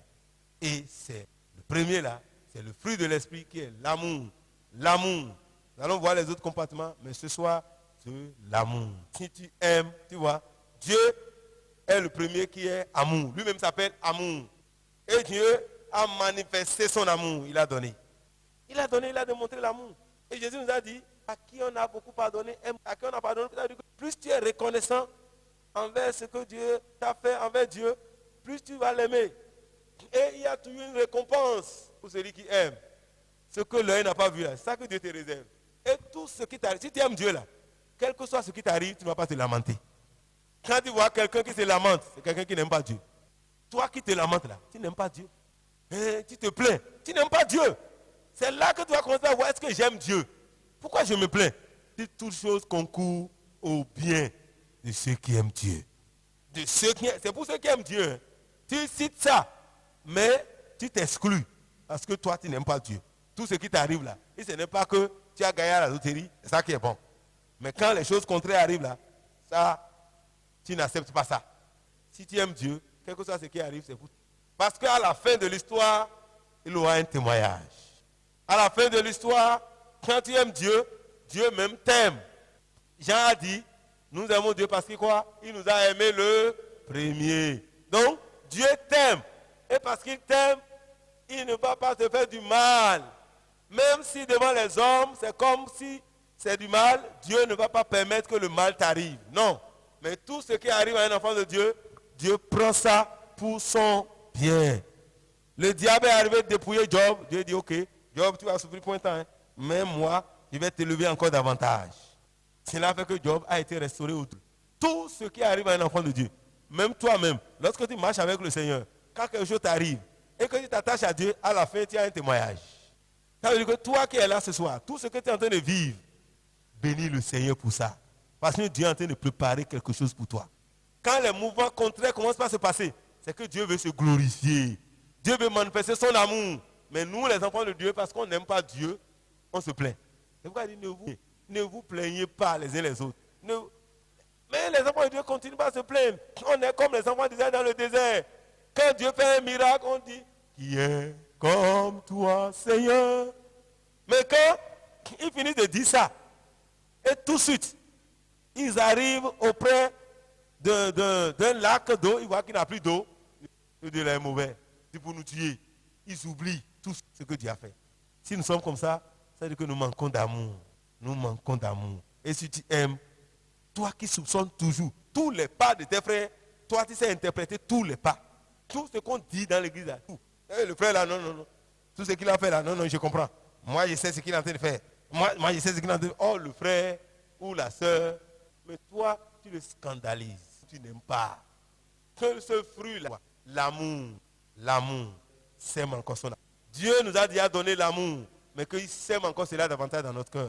Et que désormais, lorsque nous serons en train de marcher, que les gens un jour commencent par nous appeler tonton amour, tata amour. Et là, Christ sera glorifié. Et sans prêcher, les gens vont commencer par recevoir le Seigneur. L'amour, l'amour, encore l'amour. C'est important l'amour. Si tu as une question, un apport, rapidement. Elle prend par exemple même pas. Or, c'est pourquoi elle ou dans le péché. Cela ne veut pas dire que le fait, moi on m'a interpellé, je pense que j'ai dit plus encore. Mais cela ne t'empêche pas. L'amour aussi, c'est de s'éloigner d'elle. S'éloigner d'elle, en fait, elle va prendre ça en mal, mais elle ne comprend pas. Quand la Bible est sujet de se plaindre, quand nous allons marcher encore, Christ, je lui ai dit que tu te calmes, ça peut durer 10 ans. Si elle est appelée, voilà ce que j'ai apporté. Oui, bon, si quelqu'un veut te pousser dans le péché, est-ce que parce qu'il faut aimer, il faut commencer par l'embrasser ou il faut s'éloigner? La Bible dit de fuir le péché. Nous devons fuir le péché, mais nous ne fuyons pas le frère. Mais nous fuyons le péché. Et qu'est-ce que nous pouvons faire pour fuir le péché? Vous voyez, pour arrêter les choses, c'est pourquoi l'amour dit la vérité.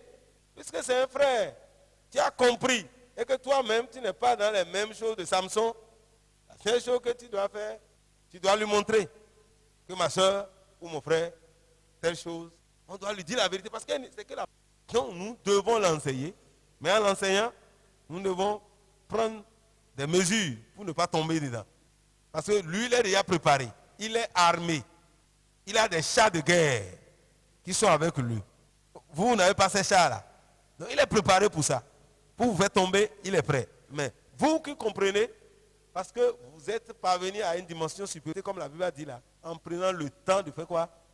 C'est comme une soeur qui, la soeur, son mari est païen, d'accord? Mais elle est venue à l'église, mais le mari ne l'a pas quitté, ne l'a pas chassé. Mais elle veut du frère. Et le frère ne sait pas quoi faire, il est allé confier à un autre frère. Tu ne peux pas prendre une femme qui a déjà son... Et il y a une autre soeur aussi, les deux soeurs, mais c'est deux soeurs. L'autre soeur est à l'église. Elle est prophétesse même. Son mari est devenu aveugle. Pour cela, il ne veut plus du mari. Et le frère est allé leur dire l'enseignement qu'on lui a donné. Il est allé enseigner les deux sœurs. La sœur qui a le mari païen a compris, a été restaurée. Son foyer a été restauré. Mais l'autre n'a pas compris. Et son mari est mort et elle était contente. Vous voyez? Mais le frère lui a dit la vérité, mais le frère ne s'est marié à aucune d'elles. Même parce que son mari est mort là, le frère ne peut aller le prendre. Parce qu'il a compris la vérité. Même demain, si même il veut aller dire quelque part, il ne pourrait plus parce que vous lui avez dit la vérité. Il faut lui dire la vérité. Et quand vous lui dites la vérité, vous ne la livrez pas aux autres. Pour dire elle est ci, elle est ça. Non. Vous lui dites la vérité, voilà ce qu'il faut faire. Mais si elle persiste dans cet état, les autorités de l'église doivent savoir pour qu'elle n'aille pas ou qu'il n'aille pas fait tomber les autres aussi. Parce que si vous avez résisté, il ne peut pas résister. On doit dire de manière claire pour interpeller peut-être la soeur ou le frère pour l'aider. Mais si elle refuse, c'est que c'est un païen. C'est bon, mais il faut l'enseigner, il faut lui dire la vérité. Si vous ne lui dites rien, elle peut ne pas comprendre effectivement et mal interpréter. Et elle peut avoir raison parce qu'elle ne sait pas pourquoi vous le faites. Donc il faut le lui dire. Même Joseph, avant de fuir, la femme de Potiphar lui a dit ce qu'il faut faire. Et quand la femme ne veut pas entendre, Joseph a fui. Mais ne fuit pas sans dire la vérité. Joseph a enseigné la femme de Potiphar. La femme de Potiphar a refusé. Joseph dit, si c'est ça, je ne peux pas rester avec toi. Il ne faut pas marcher avec ces gens-là. On ne résiste pas au péché. Ne dis pas, bon, si tu résistes là, tu vas te trouver nu. Ne résiste pas au péché, il faut fuir. Mais avant de fuir là, dis-lui la vérité d'abord. S'il persiste, laisse-lui ton habit. Dieu va t'habiller à nouveau. Donc, c'est ce que je peux dire. Oui, frère Pierre. Alléluia. Une femme qui avait ses enfants. Dans un autre esprit, alors, une fois que Dieu vous a donné le 10, ne le donnez pas les dons à la femme d'autrui. Il ne faut pas faire de dons à la femme d'autrui clandestinement. Même si ton mari donc, s'il demande, son mari est là. Donc, il y a des gens, quand vous allez lancer, si vous avez des problèmes, tu lui prêches l'évangile. Mais si tu dois l'aider, on peut aider. Hein. Mais s'il faut aider le péché, il ne faut pas aider. Si tu sais que c'est donc qu'elle fait ça, mais il faut lui prêcher la bonne nouvelle. En lui prêchant la bonne nouvelle, tu peux les visiter et les aider par amour s'ils ont des problèmes. Par amour. Parce que des fois, les gens vont aussi pour aider. C'est pas s'ils veulent la femme de l'autre. Il ne faut pas le faire. Il ne faut pas aller venir m'aider pour prendre ma femme. Je vais t'amener à la police. Et si quelqu'un... Ok. Puis c'est ce que Dieu a dit. On dit aime ton prochain comme toi-même parce que l'homme normal, si quelqu'un est bizarre, il est déjà dans la folie normale. Ça, c'est la folie, ça. Dieu est sage. Et il sait qui il a créé. Dieu nous a créés à son image. Dieu s'aime lui-même. Aucun homme ne cherche pas de faire du mal. Quelqu'un se fait du mal là, il est possédé. Donc quelqu'un qui va se blesser là, il est possédé. Il faut le délivrer. Ce n'est pas lui-même, c'est un esprit qui agit en lui. Aucun homme ne va jamais vouloir se faire du mal. S'il est normal. Mais s'il est possédé, c'est qu'il est dominé par un autre esprit. Donc, si tu l'aimes là, tu vas prier pour sa délivrance. Parce que quand tu vois que ce qu'il fait là n'est pas normal, c'est-à-dire que ce n'est pas lui, c'est quelqu'un qui agit en lui. Et quand Pierre a parlé à Jésus, Jésus n'a pas attaqué Pierre, il dit Satan, arrière-toi de moi. Il a vu que Pierre a un problème, c'est Satan. Il a chassé Satan. Pierre est devenu normal. Et Jésus dit, je te donne la clé. Jésus dit, oh, paye mes bébés. Parce qu'il est revenu en lui-même. Donc, il faut faire la part des choses. Quelqu'un qui est possédé, pas normal. Le légion, quelqu'un qui a possédé le légion. Quand on lui a posé la question, on a dit, quel est votre nom? Et son nom propre qu'il a donné, c'est les démons là. C'est-à-dire, ils sont beaucoup. Il y a un nom qu'on appelle, ils sont beaucoup. C'est comme quelqu'un qui m'a envoyé un message aujourd'hui. Lui ne sait pas que moi, mon portable avait des problèmes. Les numéros sont partis, je n'ai pas. Il dit, vraiment, bonjour homme de Dieu, oui, il m'a envoyé 10 000 francs. Il dit, toi aussi. Il dit, comme son nom c'est toi aussi, la conversation est terminée. C'est ça, il ne s'aime pas lui-même. Là, ce n'est pas moi qui vais lui dire, il dit toi aussi. Lui ne sait pas à l'instant, parce que c'est ça qui fait qu'on soupçonne le mal. Lui peut dire, il a dit ça, il peut aller dire aux gens, oui, il me connaît, mais il ne sait pas. Il ne connaît pas le nom. Je peux vérifier son numéro. Hein. Par exemple, si je fais mon bail monnaie là, il va voir, sans lui envoyer l'argent, il va faire mon bail monnaie et son nom va apparaître, là c'est toi, j'annule l'opération. Mais il a dit toi aussi. Mais quand il a dit toi aussi, il a dit, bon, c'est pas celui qui s'appelle toi aussi. Donc, je ne peux pas envoyer les 10 000 francs. Dieu merci que les 10 000 restent dans ma poche pour l'instant. Que le Seigneur nous bénisse. Donc, mon frère, ma soeur, ton prochain là, aime ton prochain comme ton prochain, c'est celui qui est à côté de toi, qui a besoin de toi. Comme toi, tu vas te faire du bien là. C'est comme ça que tu dois faire à l'autre. Comme tu ne veux pas qu'on t'insulte, n'insulte pas l'autre. Quand tu as faim, tu veux qu'on te donne à manger. Quand l'autre aussi a faim, si tu as le manger, il faut lui donner à manger. C'est ça que Dieu nous dit. Ce que tu veux faire qu'on te fasse là, fais-le à l'autre. La loi royale, c'est aime ton prochain comme toi-même. Jacques 2, verset 8. C'est la loi royale, ça. C'est ça que tu as appris là. C'est la loi royale. Aime ton prochain comme toi-même. Parce que personne n'a jamais haï son propre corps. Personne. Si tu es habillé là, c'est parce que tu t'aimes. Si tu as fait les cheveux, ça te fait mal. Hein, mais tu es allé t'asseoir pour que tu sois belle, tu sois ceci là. Tu es resté là, ça te fait mal. On dit, tu acceptes. Parce que tu veux être belle. C'est que tu t'aimes. Tu as payé le prix. C'est comme ça qu'il faut payer le prix pour les autres aussi, si tu les aimes. C'est ce que Dieu nous demande. Mais la normalité, là, il faut pas. Si quelqu'un est dans cet état, que le Seigneur sème son amour dans nos cœurs. Père, je te bénis ce soir pour ton bonté et ta fidélité. Merci pour l'enseignement de ce soir. Nous te rendons grâce parce que tu as été avec nous. Maintenant que nous partons, que ton amour grandisse encore dans nos cœurs. À partir de ce jour, donne-nous d'être caractérisés par l'amour. Dans tout ce que nous faisons, enseigne-nous encore l'amour. Donne-nous de jouir des bienfaits de l'amour. Père, que tout ce que nous allons faire désormais soit guidé par l'amour. Merci parce que tu le fais. Reçois la gloire. Maintenant que nous partons, que ta grâce nous accompagne. Que ta paix soit avec tout un chacun d'entre nous et que le chemin soit sanctifié. Je bénis les offrandes de ton peuple. Père, que ces offrandes soient les offrandes d'amour, de reconnaissance. Merci parce que tu l'as fait. Au nom de Christ Jésus, nous avons prié. Amen. Soyez venus et à vendredi à 19h pour la prière. Viens prier pour toi-même. Que le Seigneur te bénisse.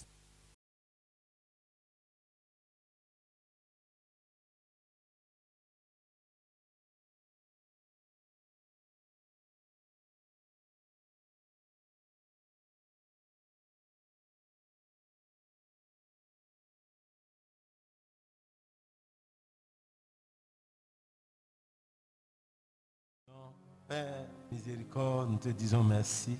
Merci pour ton amour. Reçois toute la gloire. Reçois l'honneur et la Père, tu es digne. Tu es bon, car ta miséricorde, nous te louons, nous t'exaltons.